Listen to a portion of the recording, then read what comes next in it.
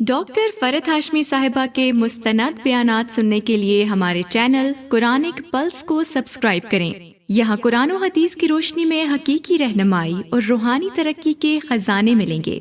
अभी जुड़ें और दीन को गहराई से समझें। अस्सलामु अलैकुम व रहमतुल्लाहि व बरकातुहू। नहमदुहु व नुसल्ली अला रसूलिहिल करीम। अम्मा बाद फ़अऊज़ु बिल्लाहि मिनश शैतानिर रजीम। बिस्मिल्लाहिर रहमानिर रहीम। रब्बिश्रह ली सदरी व यस्सिर ली अमरी वहलुल उक़दतम मिन लिसानी यफ़क़हू क़ौली। शहरुकुम मुबारक व तक़ब्बलल्लाहु मिन्ना व मिनकुम सालिहल आमाल व नहमदुल्लाह अला बुलूग़ि हाज़ा शहरिल करीम व नस्अलुहु सुब्हानहु अन यजअलहु खैरन व बरकतन अलैना व अला उमूमिल मुस्लिमीन।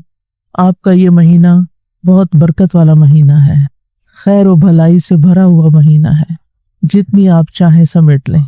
अल्लाह ताला हमसे और आपसे तमाम नेक अमाल कबूल फरमाए। हम अल्लाह ताला का शुक्र अदा करते हैं और हम अल्लाह ताला से दुआ करते हैं कि अल्लाह ताला इस महीने को हमारे लिए और तमाम मुसलमानों के लिए बिलउमूम खैर व बरकत वाला बना दे, हर तरह के शर से महफूज रखे और हमें ज़्यादा से ज़्यादा इबादत की तौफीक अता फरमाए। रमज़ान खैर व भलाई का मौसम है और ये हम पर अल्लाह ताला का एक एहसान है जिस पर हम अल्लाह ताला के बेहद शुक्रगुजार हैं, क्योंकि इस महीने में इंसान को नेकियों का ज़्यादा मौका मिलता है, नेकियों की तरफ रुझान ज़्यादा होता है, गुनाह माफ़ कर दिए जाते हैं, इंसान को ज़्यादा से ज़्यादा खैर के काम करने की तौफीक होती है। काना रसूलुल्लाह सल्लल्लाहु अलैहि वसल्लम अजवदन नासी व काना अजवदु मा यकूनु फी रमज़ानहीना यल्काहु जिब्रील। रसूलुल्लाह सल्लल्लाहु अलैहि वसल्लम सब लोगों से ज़्यादा सखी दिल वाले थे और खुसूसन रमज़ान में जब आपकी मुलाकात जिब्रील अमीन से होती, यानी जब आप उनके साथ कुरान का दौर करते, तो आप बहुत सखावत करते थे। और ये सखावत सिर्फ माल की नहीं बल्कि हर तरह की सखावत, यानी हर नेकी के काम में कसरत। जितना आप रमज़ान से पहले कर रहे थे उससे ज़्यादा। हम में से हर शख्स अपना हिसाब ले, अपने आप को खुद देखे। रमज़ान से पहले मैं कितना कुरान पढ़ती थी, अब रमज़ान में मुझे क्या करना है। रमज़ान से पहले मैं कितने अज़कार करती थी, अब रमज़ान में कितना करना है। रमज़ान से पहले मेरी नमाजों की कैफियत क्या थी, अब रमज़ान में क्या होनी चाहिए। यानी जितने भी नेकी के अमाल हैं उन तमाम अमाल में हमें अपना जायज़ा लेकर रमज़ान में उनके अंदर कसरत कर देनी चाहिए, यानी हमारा रमज़ान और गैर रमज़ान एक जैसा ना हो। कुरान मजीद में अल्लाह ताला 3 तरह के लोगों का जिक्र करते हैं। सुम्मा औरसनल किताब अल्लज़ीना इस्तफ़ैना मिन इबादिना फमिनहुम ज़ालिमुन लिनफ़्सिही वमिनहुम मुक़्तसिद वमिनहुम साबिक़ुन बिल ख़ैराति बिइज़्निल्लाह। फिर हमने उन लोगों को इस किताब का वारिस बना दिया जिन्हें हमने अपने बंदों में से चुन लिया। फिर कोई तो इनमें से अपनी जान पे जुल्म करने वाला है, कोई इनमें से मियाना रो है और कोई इनमें से अल्लाह के इज़्न से नेकियों में सबकत करने वाला है। तो लोगों में से कुछ अपनी जानों पे जुल्म करते हैं, कुछ दरमियानी चाल चलते हैं और कुछ नेकियों में आगे जाते हैं। हमें देखना है कि हम कहाँ खड़े हैं, इनमें से हम कौन हैं। कुछ लोगों पर रमज़ान बड़ा भारी होता है क्योंकि उन्हें इस महीने में खाने पीने से, मुबाह कामों से रुकना होता है और वो लोग दिन गिन रहे होते हैं, इस इंतज़ार में होते हैं कि ये महीना बस जल्द गुजर जाए ताकि वापस वो अपने मामूल पे आ जाएं और फिर गुनाहों को वैसे ही कर सके जैसे पहले करते रहे हैं।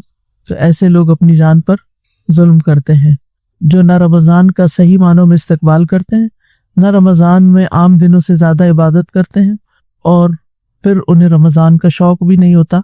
बाज़ तो रोज़े भी नहीं रखते, बाज़ तरावी नहीं पढ़ते, बाज़ अपने गुनाह नहीं छोड़ते। तो ऐसे लोग अपने जान पे जुल्म कर रहे हैं कि जो इस नेकियों के मौसम बहार में नेकियों से गाफिल हैं। यानी आजकल बहार का मौसम है ना, इत्तेफाक की बात है 2 बहारें इकट्ठी हो गई। तो बहार के मौसम में दरख्तों के रंग, फूलों के रंग, हवा, फिजा, परिंदे, हर चीज़ के अंदर एक नई लहर आ जाती है, एक जिंदगी दौड़ जाती है। तो इसी तरह रमज़ान भी नेकियों का मौसम बहार है, इसमें भी हमारे अंदर एक नई ईमानी कुव्वत की लहर दौड़ जानी चाहिए। एक नेकियों के लिए दौड़ने और भागने का एक जरिया है ये महीना। तो बदकिस्मत है वो जो इससे भी फायदा ना उठाएं।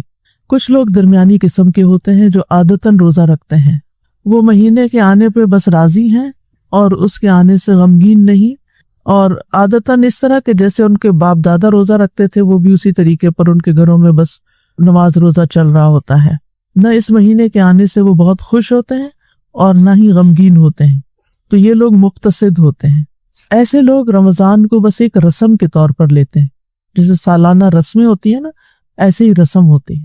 ان کی باقی زندگی بدستور اپنے ڈھرے پہ چلتی رہتی ہے، جیسے وہ رمضان سے پہلے ہوتے ہیں ویسے ہی وہ رمضان آنے پہ ہوتے ہیں، بس وہ روزہ رکھ لیتے ہیں، زیادہ زیادہ تراویح پڑھ لیتے ہیں، لیکن باقی نیک کاموں کا انہیں کوئی شوق نہیں ہوتا۔ رمضان تو آ جاتا ہے لیکن وہ ان کی زندگیوں میں داخل نہیں ہوتا، وہ زندگی کا حصہ نہیں بنتا، وہ ان کے معمولات کا حصہ نہیں بنتا۔ روزہ رکھ کے نہ ان کے دل نرم پڑتے ہیں، نہ ان کے اندر عجز پیدا ہوتا ہے، اور نہ ہی جائز ناجائز کے درمیان تمیز کرنے کی کوئی حس بیدار ہوتی ہے۔ بس ان کے نزدیک روزہ کیا ہے، ایک خاص وقت سے لے کر ایک خاص وقت تک کھانا پینا چھوڑ دینا، اور وہ سمجھتے ہیں کہ بس اسی سے ہی ہمارا رب راضی ہو جائے گا کیونکہ ہم بھوکے رہے ہیں۔ تو یہ صرف ایک رسم بن گیا ہے ان کے ہاں، یعنی جیسے ایک رسم نہ کی تو دوسری کر لی، ایک رسم گزری تو دوسری، اور رمضان کی رسم گزرے گی تو شادیوں کی رسم شروع ہو جائے گی، پھر وہ بھرپور طریقے سے اس میں داخل ہو جائیں گے اور رمضان کہیں گم جائے گا۔ تیسری قسم کے لوگ نیکیوں کے شوقین ہوتے ہیں، سابقون بالخیرات باذن اللہ، اللہ کے اذن سے نیکیوں میں سبقت کرتے ہیں، آگے بڑھتے ہیں۔ تو ہم نے کیا کرنا ہے، عام دنوں کے مقابلے میں ان دنوں میں نیکیوں میں آگے بڑھنا ہے اور شوق کے ساتھ بڑھنا ہے۔ یہ وہ لوگ ہیں جو رمضان کے مہینے کے آنے سے پہلے انتظار کرتے ہیں، دن گنتے ہیں، کتنے دن رہ گئے ہیں رمضان میں، کب آئے گا رمضان، آج چاند دکھائی دے گا یا کل دے گا، پتہ نہیں آج روزہ بنے گا یا کل بنے گا۔ اور وہ اس مہینے میں توبہ کی بھی تجدید کرتے ہیں، گناہوں کو بھی چھوڑتے ہیں، اور زیادہ سے زیادہ تقویٰ کے حصول کی کوشش کرتے ہیں، کیونکہ رمضان کا مہینہ ہے ہی اس لیے تاکہ ہم اس میں تقویٰ حاصل کر سکیں۔ یا ایھا الذین آمنوا کتب علیکم الصیام کما کتب علی الذین من قبلکم لعلکم تتقون۔ یہ مہینہ آیا اس لیے تاکہ ہمارے اندر تقویٰ پیدا ہو۔ تو رمضان آنے سے ان کے اندر ایک خوشی کی لہر دوڑ جاتی۔ اب جب رات دیر سے رمضان کا پتہ چلا تو پھر کیسی لہر دوڑی، ہم سب اپنا جائزہ لے سکتے ہیں۔ بالکل ایسے ہی جیسے کسی بچے کے پیدا ہونے کی خوشخبری آتی ہے تو آپ کھل اٹھتے ہیں، تو رمضان کا چاند پیدا ہو گیا، کہتے ہیں آج مون برتھ کا ڈے ہے، تو وہ یا اچانک کسی کو کوئی گفٹ ملے، کوئی مال ملے، کوئی خوشخبری ملے، تو ان کو یہ ہوتا ہے کہ چونکہ اس میں نیکیوں کا ثواب کئی گنا زیادہ ہوگا تو وہ خوش ہو جاتے ہیں۔ تو یاد رکھیے کہ روزہ اللہ سبحانہ تعالیٰ نے اس کی نسبت اپنی طرف کی ہے اور اس کا اجر بھی بہت بڑا بتایا ہے، لہٰذا یہ جو سابقون بالخیرات ہیں اس کے عظیم اجر کی وجہ سے یہ خوش ہوتے ہیں، اور خود بھی خوش ہوتے ہیں اور دوسروں کو بھی اس کی مبارک دیتے ہیں، رسمی مبارک نہیں۔ اللہ کے واسطے کہیں سے اسٹیکر اٹھا کے سارے کانٹیکٹس پہ اسٹیکر مت بھیجیں، اگر کچھ لکھنا ہے تو اپنے ہاتھ سے تھوڑا سا لکھ دیں، ورنہ سب کے لیے دعا کر دیں، اور جو آپ کی زندگی میں موجود ہیں بس ان کو مبارک دے دیں، کیونکہ یہ ایک ایسا رواج چل نکلا ہے جو بہت زیادہ وقت کی ضیاع کا باعث ہے۔ نمبر 1، آپ نیکی کا کوئی کام چھوڑیں گے تو تبھی وہ واٹس ایپ پر سارے کانٹیکٹس پر اسٹیکر پوسٹ کرتے جائیں گے، کچھ چھوڑیں گے تو پھر ہی کریں گے نا، تو آپ نے اپنا وقت ضائع کیا۔ اب میں صبح جب میں نے میسج کھولے تو 110 میسیجز تھے، اب آپ سوچئے میں اپنا لیکچر تیار کروں یا ان میسیجز کو رپلائی کروں، کیونکہ یہ بھی نہیں ہو سکتا کہ آپ میسج پڑھیں اور اس کے بعد پھر اس کو رپلائی نہ کریں۔ ایک اور دوسری مشکل یہ ہوتی ہے کہ جب لوگ سٹیکرز اور اس طرح کی چیزیں پوسٹ کر دیتے ہیں تو وہ کھلنے میں بھی دیر لگتی ہے، پہلے انتظار کرنا پڑتا ہے، اور بعض تو ویڈیو کی شکل میں ہوتے ہیں اور بعض ٹک ٹاک کے میسیجز ہوتے ہیں، یعنی اس قدر کوفت ہوتی ہے، اس قدر کہ میری طبیعت خراب ہونے لگتی ہے کہ میرا کتنا قیمتی وقت ضائع ہو رہا ہے، اور اگنور اس لیے نہیں کر سکتے کہ ہو سکتا ہے کسی جینون پرسن کا کوئی جینون سوال ہو جس کا جواب دے کر میں اس کو کوئی نیکی کما سکتی ہوں۔ تو اس لیے میرا خیال ہے کہ اس رسم سے بھی ہم سب کو باز آنا چاہیے، اور زیادہ سے زیادہ اگر آپ کسی کو یاد کرنا ہی چاہتے ہیں تو آپ اپنے ہاتھ سے کوئی ایسی بات لکھیں جو اس کے ایمان میں اضافے کا باعث بنے، جو اس کے ایمان میں اضافے کا باعث بنے، اس کو کوئی یاد دہانی ہو، اس کے لیے کوئی میسج ہو تاکہ وہ اپنی کوئی اصلاح کر سکے یا اپنے عمل میں اضافہ کر سکے، لیکن رسم نہیں۔ یہ جو کارڈز لینے دینے کی رسم ہے نا، یہ بیسیکلی مسلمانوں کی رسم نہیں ہے، یہ غیروں سے ہمارے اندر آئی ہے۔ اور پھر آپ دیکھیں ویسے بھی بیسیکلی بھی جو کارڈز ملتے ہیں ان کا انجام کیا ہوتا ہے، کتنے پیسے اس پہ خرچ ہو جاتے ہیں۔ اس کے برعکس یہ نہیں بہتر کہ اس کارڈ کی بجائے آپ ویسے ہی کسی کی طرف سے وہ صدقہ کر دیں یا کسی غریب کو کچھ کھانے کی کوئی چیز لے دیں؟ تو ایسی چیزوں سے زندگی میں بچنے کی کوشش کریں، ایسی خریداری سے بچنے کی کوشش کریں کہ جس کا انجام محض ویسٹ ہو۔ یعنی بعض لوگ تو پڑھتے بھی نہیں ہیں اس کو، وہ پڑھ کے گھر میں کتنے آپ رکھ سکتے ہیں اور کتنے سنبھال سکتے ہیں۔ اور جب آپ سوچیں کہ 100-200 روپے، اب مجھے تو پتہ نہیں، میں تو کبھی خریدا نہیں، اس لیے اگر 200 روپے کا یا 500 روپے کا ایک کارڈ لے کے ایک شخص نے اس پہ عبارت پہلے سے لکھی ہوئی ہے اور آپ نیچے بس صرف اپنے سائن کر دیتے ہیں اور وہ اٹھا کے اس کو آگ میں ڈالتا ہے کہ یہ جلا دوں کیونکہ گھر میں اتنا جنک نہیں اکٹھا کر سکتا، تو یہ کیا ہوا؟ شعور سے کام لیں، عقل سے کام لیں۔ اس کارڈ کا انجام کیا ہوا؟ کیا انجام ہوا؟ آپ نے پیسے ضائع کیے، آپ نے اسراف کیا۔ آپ ایک سٹیکی نوٹ پہ، آپ ایک کاغذ کے اوپر کسی کو کوئی میسج لکھ کے دینا دے دیں، یا واٹس ایپ پہ، اب تو سب کے پاس ہی فون ہوتے ہیں، آپ اس کے اوپر میسج اچھا سا کر دیں، لیکن بیکار میں نہ اپنا وقت ضائع کریں نہ دوسرے کا۔ جب ہماری موت کا وقت ہوگا تو اس وقت ہم کسی کے ایسے میسج پڑھنے پسند کریں گے یا بھیجنے پسند کریں گے، یا صدقہ کرنے کی بجائے ایسے کارڈز اور ایسی فضول چیزیں خریدنے پہ صرف کریں گے؟ آپ کیا چاہیں گے کہ موت کے وقت آپ کے 500 روپے کس کو دیے جائیں؟ کارڈ خریدنے کو دیے جائیں یا کسی غریب کو دیے جائیں؟ کسی غریب کو دیے جائیں۔ تو ہمیں نہیں پتا اگلا لمحہ ہم پہ کیسا آنے والا ہے، تو زندگی کو وائزلی بسر کریں۔ آپ ہو سکتا ہے سوچے کہ بڑی شدت ہے، جذبات بھی تو ہوتے ہیں، محبت تو وہ ہوتی ہے جو آپ اپنے ایکشن سے ظاہر کرتے ہیں، محبت صرف کارڈ خرید کے بھیجنے سے تھوڑی ہوتی ہے۔ تو اس لیے بہت سمجھداری سے زندگی بسر کریں اور اچھے ٹرینڈ سیٹ کریں، اچھے رواج ڈالیں کہ جس سے نیکیوں اور خیر اور بھلائی کی طرف آگے بڑھیں۔ جو سابقون ہوتے ہیں وہ سابقون بالخیرات ہوتے ہیں، خیر اور نیکی اور بھلائی کے کاموں میں آگے بڑھنے والے ہوتے ہیں، تو یہ خود بھی خوش ہوتے ہیں اور دوسروں کو بھی مبارک دیتے ہیں۔ امام ابن رجب کہتے ہیں وہ کیسے خوش نہ ہوں جبکہ اس مہینے میں جنت کے دروازے کھول دیے جاتے ہیں اور جہنم کے دروازے بند کر دیے جاتے ہیں اور سرکش شیطان جکڑ دیے جاتے ہیں۔ یعنی کیوں نہ خوش ہوں؟ جنت کے دروازے کھلے ہیں، خوش ہونا چاہیے، جنت ہمیں پکار رہی ہے، اس کے لیے تیاری کرنا چاہیے۔ لیکن تیاری ایسے نہیں ہوگی کہ دنیا کے فضول کاموں میں وقت ضائع کر کے، اور جہنم کے دروازے بند کر دیے جاتے ہیں اور سرکش شیطان جگڑ دیے جاتے ہیں تاکہ وہ ہمیں پریشان نہ کریں۔ تو ہر عقل مند انسان ان خوشخبریوں کی وجہ سے اس مہینے کے آنے پہ خوش ہوتا ہے۔ ایسا ماحول بن جاتا ہے کہ انسان اللہ کی طرف پلٹنا آسان سمجھتا ہے۔ اور پھر یہ کہ ہر رات اللہ تعالیٰ لوگوں کو جہنم سے آزاد کرتے ہیں، تو ہر رات دعا کرنی چاہیے کہ اللہ میری جان کو آپ جہنم سے آزاد کر دیں، مجھے جہنم سے بچا لیں۔ اور یہ ہر رات ہوتا ہے، اور یہ لوگ اتقا ہیں جو آگ میں کبھی داخل نہیں ہوں گے، جن کو آگ سے آزاد کر دیا جائے گا ایک دفعہ، تو پھر یہ جہنم میں داخل نہیں ہوگی، کیونکہ کچھ لوگ جنت میں جائیں گے مگر جہنم سے ہو کر۔ تو ہمیں اس مہینے میں زیادہ سے زیادہ وقت توجہ کے ساتھ اپنی عبادت کی طرف گزارنا چاہیے۔ روزہ پچھلی شریعتوں میں بھی رہا ہے اور اللہ سبحانہ وتعالیٰ نے قرآن مجید میں اس کا ذکر کیا ہے۔ اور پھر یہ ہے کہ صفات مختلف رہی ہیں، حج بھی مختلف شریعتوں میں رہا ہے۔ ابراہیم علیہ السلام سے کہا گیا تھا وَأَذِّن فِي النَّاسِ بِالْحَجِّ، اور پھر یہ ہے کہ زکوٰۃ بھی مختلف شریعتوں میں رہی ہے۔ عیسیٰ علیہ السلام نے کہا تھا کہ وَأَوْصَانِي بِالصَّلَاةِ وَالزَّكَاةِ مَا دُمْتُ حَيًّا۔ تو بہرحال اللہ سبحانہ وتعالیٰ چاہتا ہے کہ ہم زیادہ زیادہ اس کے قریب آ جائیں، اور اس کے لیے اس نے یہ رمضان کا مہینہ رکھا ہے۔ اگر کوئی بندہ شکر گزار ہے تو اللہ تعالیٰ اس کو عذاب نہیں دینا چاہتا۔ ما یفعل اللہ بعذابکم ان شکرتم وآمنتم وکان اللہ شاکرا علیما۔ اگر ہم نیک کام کرتے رہیں گے تو انشاءاللہ اللہ تعالیٰ کے غضب سے بچ جائیں گے، اور اس کے لیے ضروری ہے کہ ایک طرف نیکیاں کریں اور دوسری طرف اہم ترین چیز جو تقوی والی ہے۔ تقوی کا مطلب ہوتا ہے بچنا۔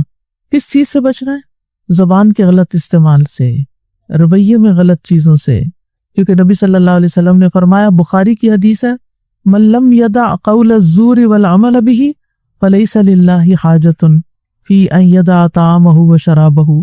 جو شخص جھوٹ اور فریبکاری ترک نہ کرے تو اللہ کو اس کی کوئی ضرورت نہیں کہ وہ روزے کے نام سے اپنا کھانا پینا چھوڑ دے۔ تو روزہ صرف کھانا پینا چھوڑنے کا نام نہیں، بلکہ کس چیز کو چھوڑنا ہے؟ جھوٹ اور فریب کاری اور فضول کام، فضول باتیں، لغویات، بے مقصد باتیں. اور یاد رکھیے اللہ تعالیٰ کو ہمارے روزوں کی ضرورت نہیں ہے. اللہ تعالیٰ بے نیاز ہے. اللہ تعالیٰ کو ہماری اطاعت کی کوئی ضرورت نہیں. ہم اس کو نہ کوئی فائدہ پہنچا سکتے ہیں اور نہ ہی نقصان پہنچا سکتے ہیں. ہماری عبادت سے اس کی بادشاہت میں اضافہ نہیں ہوتا اور ہماری عبادت نہ کرنے سے اس کی بادشاہت میں کوئی کمی نہیں ہوتی. یہ تو ہماری زندگی کا مقصد ہے کہ ہم اس کی عبادت کریں. وَمَا خَلَقْتُ الْجِنَّ وَالْإِنسَ إِلَّا لِيَعْبُدُونَ. تو رمضان کیوں آیا ہے؟ تاکہ ہم دن کو روزہ رکھیں، رات کو قیام کریں، اللہ تبارک و تعالیٰ کی کتاب کو پڑھیں، سمجھیں، تاکہ ہم متقین کے درجے تک پہنچ جائیں. خاص طور پر رمضان قرآن کا مہینہ ہے. شہر رمضان الذی انزل فیہ القرآن. امام مالک کے بارے میں آتا ہے جب رمضان داخل ہوتا تو وہ حدیث کی مجلس چھوڑ دیتے تھے، صرف قرآن کی طرف توجہ کرتے تھے. امام زہری بھی ایسے ہی کرتے. سلف کی اکثریت قرآن کے ساتھ زیادہ وقت گزارتی. یہ قرآن کا مہینہ ہے، اس میں زیادہ سے زیادہ قرآن پڑھیں. حضرت عمرو بن العاص کے بیٹے عبداللہ بن عمرو جو تھے، ان سے نبی صلی اللہ علیہ وسلم نے فرمایا کہ قرآن کی قرات 1 ماہ میں مکمل کر لیا کرو، کیونکہ وہ بہت زیادہ پڑھتے تھے. انہوں نے کہا اللہ کے رسول میں اس سے زیادہ افضل عمل کی طاقت رکھتا ہوں. آپ نے فرمایا 20 دن میں پڑھ لیا کرو. انہوں نے عرض کیا اللہ کے نبی میں اس سے بھی زیادہ کی طاقت رکھتا ہوں. آپ نے فرمایا ہر 10 دن میں پڑھ لیا کرو. ان کا اللہ کے نبی صلی اللہ علیہ وسلم میں اس سے افضل عمل کی طاقت رکھتا ہوں. آپ نے فرمایا 7 دن میں پڑھ لیا کرو اور اس سے زیادہ نہ کرو. تم پر تمہاری بیوی کا حق ہے، تمہارے مہمانوں کا حق ہے، تم پر تمہارے جسم کا حق ہے. وہ کہتے ہیں کہ میں نے اپنے اوپر سختی کی تو مجھ پر سختی کی گئی، اور آپ نے مجھ سے فرمایا تم نہیں جانتے شاید تمہاری عمر طویل ہو، یعنی پھر بڑھاپے میں کیا کرو گے. کہتے ہیں کہ میں اسی کی طرف آ گیا جو مجھے رسول اللہ صلی اللہ علیہ وسلم نے بتایا تھا. جب میں بوڑھا ہو گیا تو میں نے پسند کیا کہ میں کاش نبی صلی اللہ علیہ وسلم کی رخصت قبول کر لیتا. تو اہل علم تو کہتے ہیں کہ سارا سال ہر مہینے قرآن ختم ہونا چاہیے، اور جو ہر مہینے قرآن ختم نہیں کرتا وہ قرآن کو چھوڑے ہوئے حاجر القرآن ہے. لیکن رمضان میں تو ہر صورت ایک قرآن مکمل ہونا ہی چاہیے، یعنی تلاوت کر کے ایک قیام میں سن لیں، اور ایک اگر ہو سکے تو ترجمے سے پڑھ لیں، سن لیں، دورہ قرآن کر لیں. تو بہرحال اس مہینے کی خیر سے محروم نہیں ہونا. جو اس مہینے کی خیر و برکت سے محروم رہا وہ ہر خیر سے محروم رہا، اور خاص طور پر لیلۃ القدر تو اس کی تیاری ابھی سے کریں گے انشاءاللہ تو اللہ تعالیٰ نصیب بھی کرے گا، کیونکہ اس میں ایک رات کی عبادت 83 ایئرز کی عبادت سے بڑھ کر ہے. بہرحال یہ توبہ اور رجوع کرنے کا مہینہ بھی ہے اور اجر کمانے کا مہینہ بھی ہے، اللہ تعالیٰ سے معافی مانگنے کا مہینہ ہے. اللہم انک عفو تحب العفو فاعف عنا. خوب خوب دعائیں کرنے کا مہینہ ہے. آپ سب کے پاس دعائیں ایپ ہے، اگر نہیں ہے تو آپ یہ ایپ ڈاؤن لوڈ کر لیں اور دن میں کئی دفعہ اس کو کھول کر دعائیں پڑھتے جائیں، یعنی مانگتے جائیں، کیونکہ اس میں الحمدللہ میکسیمم کوشش کی گئی ہے کہ جو بھی اچھی دعا قرآن و سنت سے ہمیں ملے وہ اس میں جمع کرتے جائیں. اور اسی طرح الورد المصفى المختار جو ہے وہ بھی اس میں موجود ہے. تو آسانی ہے، سفر کرتے ہوئے، راستے میں آتے جاتے، روزہ کھلنے سے پہلے، کھانے کی میز پہ بھی، ایون کہیں پر بھی آپ زیادہ سے زیادہ دعائیں مانگیں، کیونکہ روزہ دار کی دعائیں بھی قبول ہوتی ہیں. پھر یہ کہ صدقہ اور خرچ کرنے کا مہینہ ہے، تو صدقے میں بہت سی چیزیں ہیں اور اس میں آپ مختلف طریقے سے صدقہ کر سکتے ہیں. اس میں سے ایک روزہ کھلوانا بھی ہے، اور یہ ضروری نہیں کہ غریبوں کا روزہ کھلوایا جائے، آپ کسی کا بھی روزہ کھلوا سکتے ہیں، کسی کے بھی کھانے کا بندوبست کر سکتے ہیں. اور مجھے تو یہ بہت ہی اچھا لگتا ہے کہ ماشاءاللہ اس وقت ہاسٹل میں 500 کے قریب لوگ ہیں، بلکہ زیادہ ہی ہوں گے، میل سٹاف کو بھی شامل کر لیا جائے تو اگر ایک دن روزہ کھلوا لیتے ہیں تو اتنے سارے لوگوں کا، یعنی 500 لوگوں کے روزے کا ثواب مل جائے گا. تو انشاءاللہ ابھی آنے سے پہلے امارہ نے سب سے پہل کی تھی کہ میں نے کھلوانا ہے روزہ، تو آج کا انشاءاللہ اس کی طرف سے ہوگا، تو پیسے جمع کرا دیے. تو آپ بھی یہ کر سکتے ہیں کہ یعنی ایک ایک کلاس، ایک ایک گروپ مل کے بھی کر سکتے. مجھے معلوم ہے کہ اسٹوڈنٹ لائف میں اتنے پیسے نہیں ہوتے، لیکن نیکی کرنے کا ایک رجحان ہمارے اندر ہونا چاہیے. آپ اپنے پیرنٹس کو کہہ سکتے ہیں وہ کنٹریبیوٹ کریں، ہاسٹل اسٹوڈنٹس کے لیے کھانے کا انتظام کریں. اسی طرح اور جگہوں پر بھی آپ اپنے خاندان کے سارے لوگوں کو دیکھیں کہ کہاں کہاں کون ضرورت مند ہے, کس کو میں کیا بھجوا سکتی ہوں, کیونکہ اس وقت جو مہنگائی کی صورتحال ہے اور ہر روز جس طرح بڑھ رہی ہے, اچھے اچھے گھرانے جو ہیں اس کی زد میں ہیں. آپ یقین کریں, صبح میں جب سحری کھا رہی تھی تو میرے اندر ہی اندر ایک تکلیف دوڑ رہی تھی کہ میں تو یہ کھا رہی ہوں. یعنی وہ ایک ہمدردی اور یکجہتی کا وقت ہوتا ہے نا, کہ سارے لوگ اس وقت کچھ کھا رہے ہیں, یعنی سحری کے وقت پتہ نہیں کیا کھا رہے ہوں گے, پتہ نہیں آج کوئی بھوکا تو نہیں رہا. یعنی ایک عجیب سی دل میں تکلیف آ رہی تھی. تو اس اعتبار سے بھی اپنے خاندان, اپنے نیبرہڈ, اپنے قریب کے لوگوں اور ان سب کا ضرور جائزہ لیں, اور اللہ نے آپ کو جو بھی توفیق دی وہ آپ اس میں خرچ کر سکتے ہیں. اور پھر صرف ایک یہی خرچ نہیں ہے, اس کے علاوہ بھی آپ دیکھیں کہ باقی جو پروجیکٹس آ رہے ہیں ان کے اندر آپ خرچ کر سکتے ہیں. اس وقت بلڈنگ کی جیسے چلر کہ ابھی تک ٹارگٹ پورا نہیں ہوا ہمارا, چلر میں یہ جو گرمیاں آ رہی ہیں آگے اور کہہ رہے ہیں کہ رمضان کے اندر ہی گرمی کی لہر آنے والی ہے, تو اس کے اندر آپ ڈونیٹ کر سکتے ہیں. پھر الحمدللہ AIS کی نئی بلڈنگ کا افتتاح ہو چکا ہے ٹاپ سٹی میں. اس کے اندر چاہے آپ ایک اینٹ کے پیسے ڈالیں, یعنی اس بلڈنگ میں جو ساتھ والی ہے اس میں بہت ساری بچیاں جو تھیں انہوں نے اپنے اپنے حصے ڈالے تھے, تو وہ جب تک اسکول کھڑا رہے گا, جتنے بچے آتے جاتے رہیں گے, انشاءاللہ تعالیٰ آپ کے لیے صدقہ جاریہ ہوگا. پرسوں میں اپنی بہن کی طرف گئی تھی, اس کی ٹوئنز ہیں چھوٹی چھوٹی, تو وہ مونٹیسری میں ہے. کہتی باجی یہ واپس آتی ہیں, سارا دن جو باتیں کرتی ہیں اللہ اللہ کی باتیں کر رہی ہوتی. مجھے اتنی خوشی ہوئی کہ کہتی کہ گاڑی پہ بیٹھی تو کہتی اللہ اکبر استغفر اللہ, اور بالکل چھوٹی چھوٹی. یہ کہاں سے سیکھی؟ اسکول سے سیکھی یہ باتیں. تو ظاہر ہے کہ جنہوں نے اسکول بنانے کا اور چلانے کا اور پڑھانے کا انتظام کیا, چاہے کسی بھی جگہ کیسے بھی کوئی بھی کنٹریبیوشن ہے وہ ایک اجر و ثواب کا باعث ہے. تو ان کاموں میں ہمیں پیچھے نہیں رہنا چاہیے. اسی طرح کچھ اور چیزیں بھی آپ کے سامنے آ سکتی. یعنی میں تو یہ دعا کرتی ہوں کہ یا اللہ جہاں ایسی ضرورت ہے نا تو آپ خود سامنے لیں, جو جینوئن ضرورت ہو کسی کی. تو اللہ تعالیٰ ہمیں توفیق بھی عطا کرے, کیونکہ نبی صلی اللہ علیہ وسلم رمضان کے مہینے میں عام دنوں سے زیادہ سخاوت کرتے تھے, اجود الناس. اور پھر جب انسان رمضان کی برکت ہوتی ہے, روزے کی حالت میں ہوتا ہے, قرآن پڑھا ہوا ہوتا ہے اور صدقے کی طرف رجحان ہوتا ہے, تو انسان زیادہ سے زیادہ پھر خیر کے کاموں میں حصہ ڈالتا ہے. تو کچھ لوگوں کو میں نے دیکھا ہے کہ وہ مختلف کیٹیگریز بنا لیتے ہیں جو بھی ان کے پاس ہوتا ہے, اور پھر ہر کیٹیگری میں کچھ نہ کچھ ڈالتے جاتے ہیں. تو یہ مہینہ سستی کرنے کا مہینہ نہیں ہے کسی بھی معاملے میں, صرف سوتے رہنے کا مہینہ نہیں ہے, صرف بہترین افطار بنانے کا مہینہ نہیں ہے کہ آپ افطاری میں بے شمار اپنے لیے پکوان بنا لیں, بلکہ کوشش کریں کہ کم سے کم ہو اور باقی جو ہے وہ دوسروں کو دینے والے ہوں. پھر اسی طرح یہ قیام ہے تو قیام میں سستی نہیں کرنی, دن کو اتنا آرام ضرور کر لیں کہ جس کی وجہ سے آپ کا قیام اللیل اچھا ہو سکے, کیونکہ یہ محنت کا مہینہ ہے. غزوہ بدر رمضان میں ہوئی, فتح مکہ رمضان میں ہوئی. اس سے کیا پتہ چلتا ہے کہ رمضان کی وجہ سے بڑے بڑے کام جو کر رہے ہیں ہم وہ رکنے نہیں چاہیے.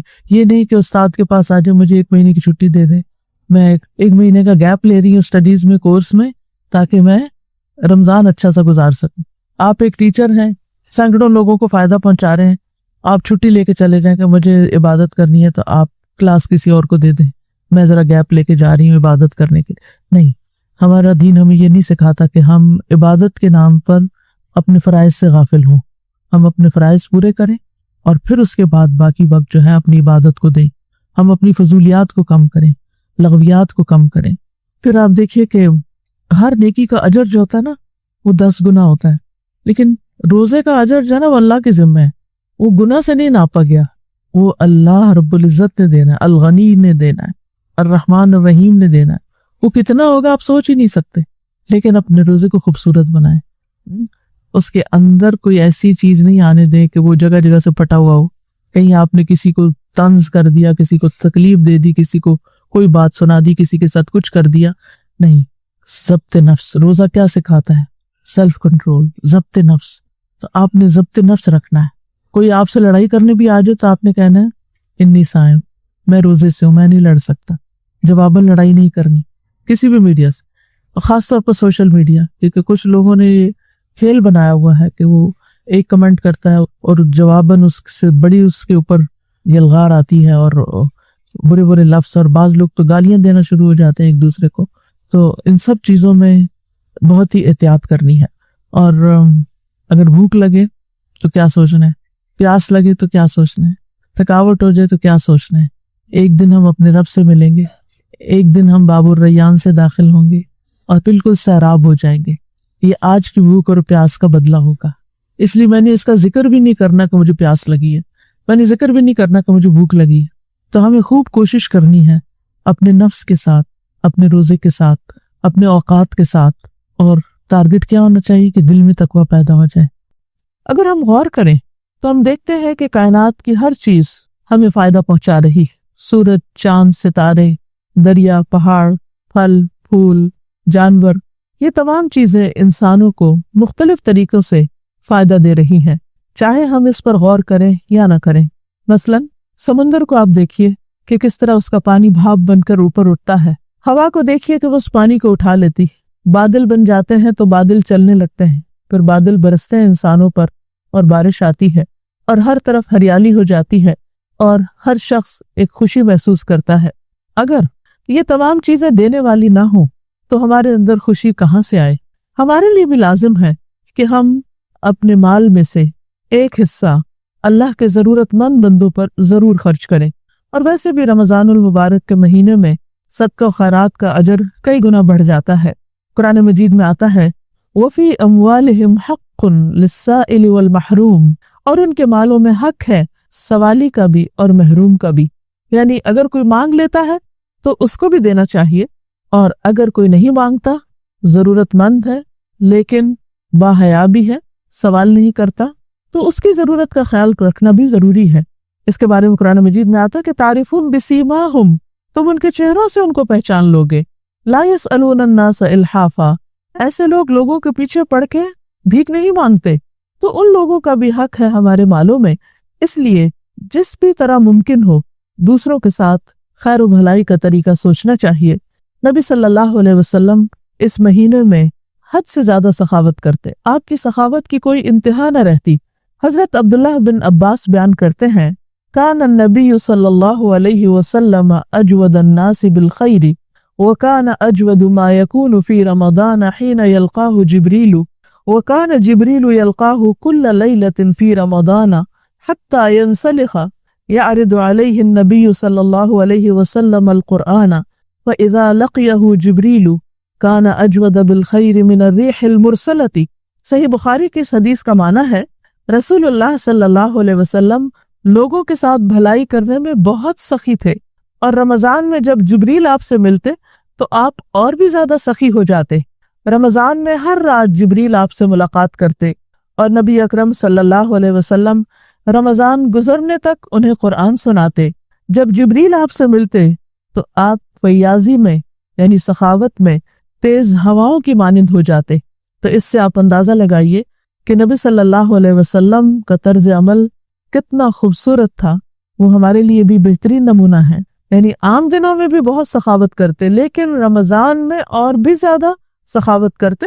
اور اس میں آپ دیکھیے دو چیزیں ہیں. ایک تو یہ کہ وہ ہر رات جبریل علیہ السلام کے ساتھ قرآن پڑھتے، تو جو شخص قرآن کے ساتھ تعلق رکھتا ہے اس کے عمل میں تبدیلی آتی ہے، اس کے اندر نیکی کرنے کا ایک جذبہ اور شوق پیدا ہوتا ہے. دوسرا، جبریل علیہ السلام کی ملاقات کے بعد اس کا خاص طور پر حدیث میں ذکر کیا گیا، یعنی اچھی کمپنی اور اچھے لوگوں سے ملاقات یہ انسان کے اندر نیکیوں کا شوق پیدا کرتے ہیں. اچھی صحبت کا ایک اثر ہوتا ہے. تو یہاں پر آتا ہے کہ جب آپ جبریل سے ملاقات کر کے آتے اور رمضان کا مہینہ ہوتا اور قرآن سناتے تو اس کے ساتھ ساتھ اتنی خیرات کرتے جیسے تیز آندھی ہو. اب تیز آندھی جو ہے وہ ہر چیز میں گھس جاتی، ہر کونے خدرے میں، یعنی معاشرے کا ہر طبقہ آپ سے فیض اٹھاتا تھا، ہر شخص کا آپ خیال رکھتے، مختلف جہتوں پہ خرچ کرتے. ہمارے یہاں عام طور پر یہ سوچ پائی جاتی ہے کہ اگر ہم ایک نیکی کا کام کر رہے ہیں تو بس ہمارے لیے ہی کافی. اگر ہم قرآن پڑھ رہے ہیں یا کسی کو سنا رہے ہیں یا کسی کو پڑھا رہے ہیں تو بس یہی صدقہ ہمارے لیے کافی ہے. دوسری طرف باقی کام بھول جاتے ہیں. یا پھر اگر ہمیں کوئی اچھی مجلس سے نصیب ہے تو ہم سمجھتے ہیں کہ بس ان کی وزٹ کرتے رہنا، آنا جانا، مثلا درس اٹینڈ کرنا یا قرآن کلاسز میں جانا اور قرآن پڑھنا یا تلاوت کر لینا، بس یہی نیکی ہمارے لیے کافی. یہاں اللہ کے رسول صلی اللہ علیہ وسلم کا طرز عمل دیکھیے کہ اس کمپنی کے اثر سے اور قرآن مجید کے پڑھنے کے بعد آپ کی عملی زندگی میں کیسی تبدیلی آتی. آپ تو ہمیشہ ہی اور ہر آن نیک کام کرنے والے تھے، لیکن اس میں رمضان اور ان کاموں کی وجہ سے اور زیادہ تیزی آتی.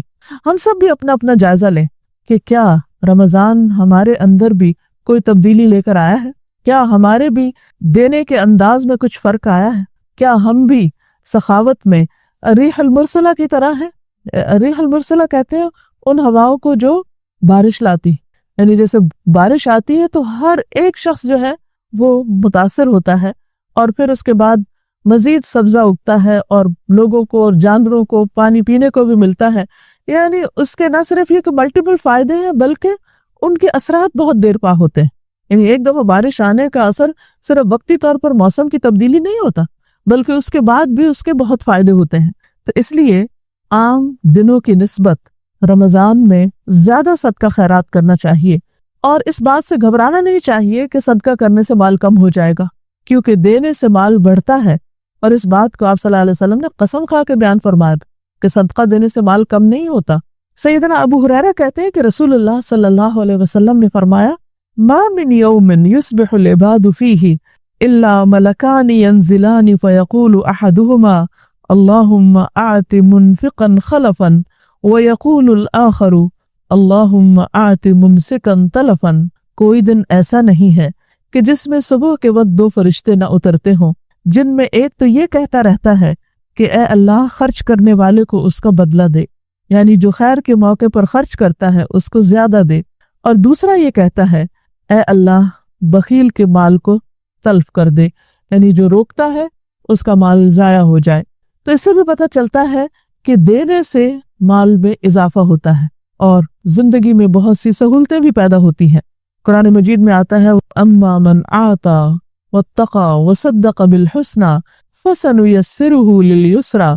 تو جو شخص عطا کرے، دے اور اللہ سے ڈرے، بھلائی کی تصدیق کرے، تو ہم اس کے لیے آسانی کی طرف راہیں آسان کر دیں گے، یعنی اس کے لیے آسانیاں پیدا کر دیں گے.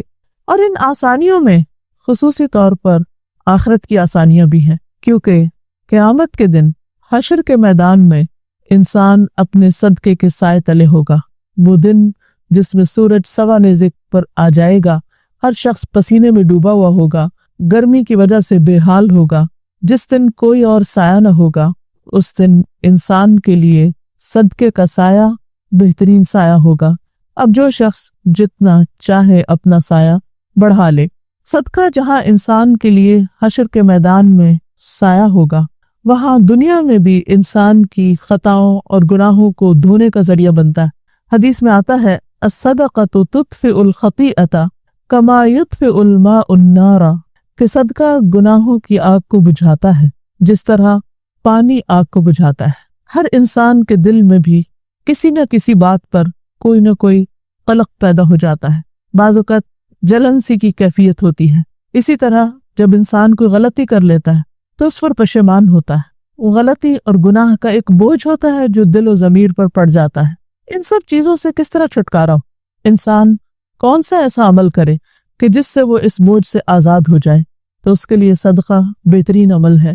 ویسے بھی قرآن مجید کے بالکل شروع میں آغاز میں ہی اللہ سبحانہ و تعالیٰ نے متقین کی جو صفات بیان کی ہیں ان میں سے ایک صفت یہ ہے کہ وَمِمَّا رَزَقْنَاهُمْ يُنْفِقُونَ، کہ جو رزق ہم نے ان کو عطا کیا ہے اس میں سے وہ خرچ کرتے ہیں، جس میں زکوٰۃ بھی ہے، صدقات بھی ہیں، اور کسی بھی طرح انسان کا کسی دوسرے کی مدد کرنا، خواہ وہ مال کے ذریعے ہو یا اچھی گفتگو کے ذریعے، اچھے مشورے کے ذریعے، یا پھر کسی بھٹکے ہوئے کو راستہ دکھانا، یا کسی بہرے کو اونچا بول کے سنانا، یا اشاروں سے بات سمجھانا، یا کسی نابینا کو راستہ دکھانا، یا کسی دکھی، تکلیف اور مشکل میں مبتلا انسان کی مدد کرنا، اس کے کام کے لیے اس کے ساتھ جانا. یہ تمام چیزیں انسان کے لیے آسانی کا باعث بنتی ہیں. ہم دیکھتے ہیں کہ نبی صلی اللہ علیہ وسلم کے علاوہ صحابہ کرام کے اندر بھی اللہ کے راستے میں دینے کی بہت زبردست عادت تھی.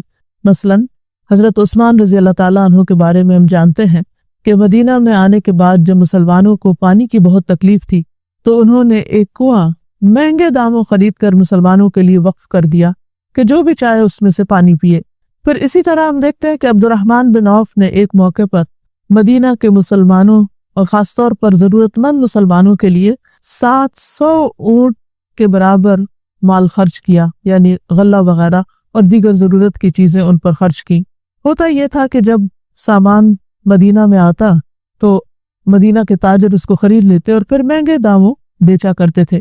ایک مرتبہ جب عہد پڑا تو عبد الرحمن بن عوف کے جب اونٹ غلے سے لدے ہوئے آئے اور وہ اتنے زیادہ تھے کہ جب وہ مدینہ میں آ رہے تھے تو مدینہ کی زمین ہل رہی تھی۔ حسب معمول تاجروں نے یہ کہا کہ آپ ہمیں یہ سامان بیچ دیں اور ہم اتنے فیصد آپ کو منافع دیں گے۔ وہ کہنے لگے کہ نہیں، مجھے اس سے زیادہ ملتا ہے۔ انہوں نے منافع اور بڑھا دیا، ان کا نہیں، مجھے اس سے بھی زیادہ ملتا ہے۔ انہوں نے مزید بڑھا دیا، ان کا مجھے اس سے بھی زیادہ ملتا ہے۔ بالآخر تاجر کہنے لگے کہ ہم اس سے زیادہ آپ کو نہیں دے سکتے۔ تو اس پر عبد الرحمن بن عوف نے کہا کہ یہ سارا کا سارا غلہ اور یہ سارا سامان اللہ کی راہ میں وقف کرتا ہوں، اللہ کی خاطر اللہ کے بندوں کو دیتا ہوں۔ اتنا بڑا دل اسی کا ہو سکتا ہے کہ جس کو اللہ کے وعدوں پر یقین ہو اور جس کا یہ ایمان پختہ ہو کہ یہ اللہ کے ساتھ کی ہوئی تجارت کبھی رائے گاہ نہیں جائے گی، اور سب سے بڑھ کر اگر کسی سودے پر کوئی منافع دے سکتا ہے تو وہ اللہ رب العزت ہی ہے، کیونکہ اللہ تعالیٰ نے مومنوں سے ان کی جانوں اور مالوں کے بدلے انہیں جنت دینے کا وعدہ کر رکھا ہے۔ رمضان کے مہینے میں خاص طور پر افطاری کے وقت کھانا کھلانے کا بندوبست کرنا، کسی کا روزہ افطار کرنا بھی ایک بہترین نیکی ہے۔ ایک حدیث میں ہے کہ رسول اللہ صلی اللہ علیہ وسلم نے فرمایا، من فطر صائما کان له مثل اجرہ غیر انہ لا ينقص من اجر الصائم شیئا، جس نے کسی روزہ دار کا روزہ افطار کرایا اسے بھی اتنا ہی اجر ملے گا جتنا اجر روزہ دار کے لیے ہوگا، اور روزہ دار کے اجر میں کچھ بھی کمی نہ ہوگی۔ روزہ افطار کرانے کے علاوہ انسان جس بھی شکل میں دوسروں کو فیض پہنچائے گا وہ اس کے لیے اجر و ثواب کا باعث ہوگا۔ ایک حدیث میں آتا ہے کہ جو شخص 2 چیزیں اللہ کے راستے میں خرچ کرے گا، قیامت کے دن فرشتے اسے جنت کے ہر دروازے سے بلائیں گے کہ ادھر سے آؤ، یعنی اسے عزت اور اکرام بخشیں گے۔ اس لیے بہت ضروری ہے کہ جب ہم کسی پر کچھ خرچ کریں تو فائدے کی چیز خرچ کریں، محض دینے والے نہ ہوں بلکہ پسندیدہ چیز دینے والے ہوں، کیونکہ قرآن مجید میں اللہ تعالیٰ فرماتے ہیں لن تنالوا البر حتى تنفقوا مما تحبون، تم نیکی کو پا ہی نہیں سکتے جب تک وہ خرچ نہ کرو جس سے تم محبت رکھتے ہو۔ حقیقت یہ ہے کہ بندہ مومن اللہ سبحانہ وتعالیٰ سے ہر چیز سے بڑھ کر محبت کرتا ہے، کیونکہ یہ اس کے ایمان کا تقاضا ہے۔ قرآن مجید میں آتا ہے والذین آمنوا اشد حبا للہ، وہ لوگ جو ایمان لائے اللہ کی محبت میں سب سے زیادہ شدید ہوتے ہیں۔ گویا اپنی جان، مال، اولاد، پراپرٹیز، ہر وہ چیز جو دنیا کی اٹریکشن سے تعلق رکھتی ہے، ان کے نزدیک اللہ سبحانہ وتعالیٰ کی ذات ان سب سے بڑھ کر اعلیٰ و عرفہ ہے اور محبت کے قابل ہے۔ جب کوئی شخص اللہ سے محبت کا دعویٰ کرتا ہے تو اللہ تعالیٰ اس کو پھر آزماتے بھی ہیں، جیسے ابراہیم علیہ السلام کا امتحان لیا گیا۔ انہیں اپنے بیٹے سے محبت تھی جو بڑھاپے میں ان کو ملا، تو اللہ سبحانہ وتعالیٰ نے خواب میں ان کو دکھایا کہ وہ اپنے بیٹے کو ذبح کر رہے ہیں، اور انہوں نے اسے حقیقت کا روپ دینے کی کوشش کی اور اللہ تعالیٰ نے اس قربانی کو قبول کر لیا۔ اسی طرح جب کوئی بندہ اللہ تعالیٰ سے محبت کرتا ہے تو اس کے ثبوت میں اسے ایسی چیز پیش کرنی چاہیے، اللہ کی راہ میں اللہ کے بندوں پہ خرچ کرنی چاہیے جس سے وہ سب سے زیادہ محبت کرتا۔